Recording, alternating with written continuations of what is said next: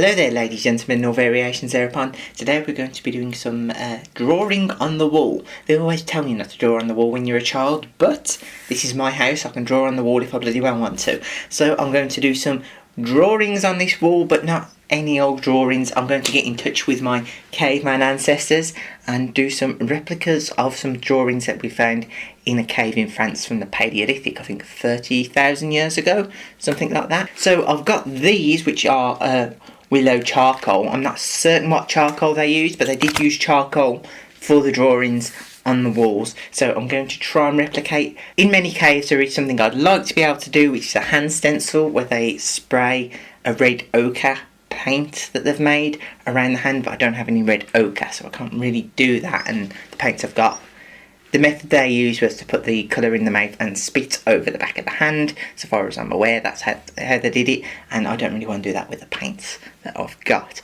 So I'm not going to be doing that one, but I am going to be drawing some of these images that you'll see at the side here. They're going to go on the wall, mostly replicated, but I'm going to mix and match and try and clear them up a little bit when I put it on, because some of these images, although a lot of them were probably done by the same person, as one person doing the drawings, they seem to be laid on top of each other, where one thing's been scratched off and then another thing's been put on, and they were doing it by dark flickering firelight, so some of the things aren't entirely absolutely 100% clear as I would like on my wall, so I'm going to clear some things up a little bit, but I'm going to try and do their particular style.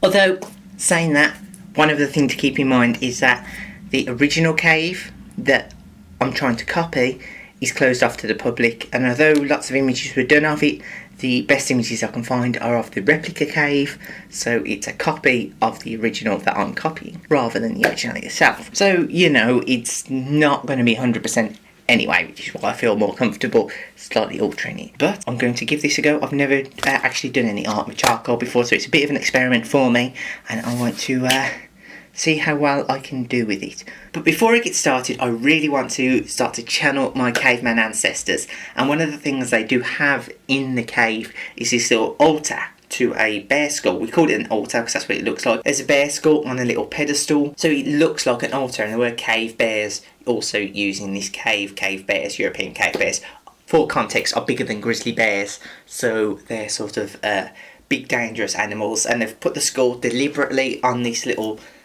pedestal. So I'm going to try and channel the power of that cave bear skull to try and really get in touch with my ancestors. So, without further ado, by the power of cave bear skull, I have the power! Whew, there we are.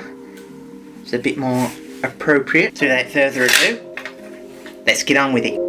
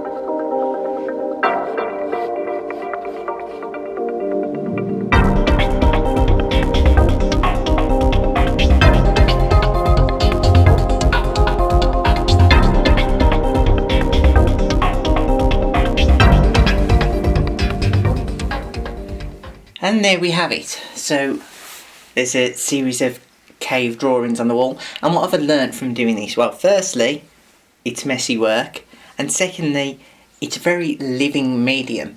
I don't get the full effect of it on this flat wall. I think he needed a surface that is like a cave wall, uneven and things in order to get the movements, because there are some parts of this wall where the previous owners have tried to fill in a crack or something like that, and that texture is really brought out. So I think a lot of the animation and movement of the drawing has come from the wall on which it's done on.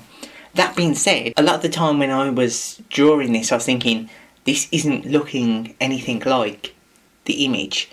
And then all of a sudden I started to do the smudging to change the colour a bit, and it really brought it to life.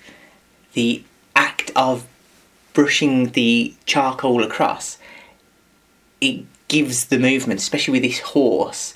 When I brushed it that way, I really got the feeling that it's moving forward, and you can see that in the drawing. It's a running horse. This one is mostly still, it's looking down. This one is forward, it's moving, the mane's up and with the wind.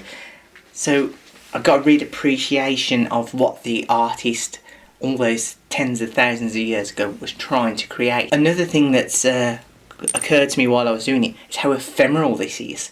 You may have seen while I was working that when you have a charcoal mark on the wall, you could just wipe it off. So for them, slight smudging, where they wipe it away, would probably be an eraser. It would get rid of it entirely. So it's a miracle that we have managed to find these tens of thousands of years later, because these are so ephemeral. If that cave hadn't sealed itself, which limestone caves do, they constantly collapse in on themselves, we probably would never have seen this, because it only takes a bear to brush against it and that image is gone.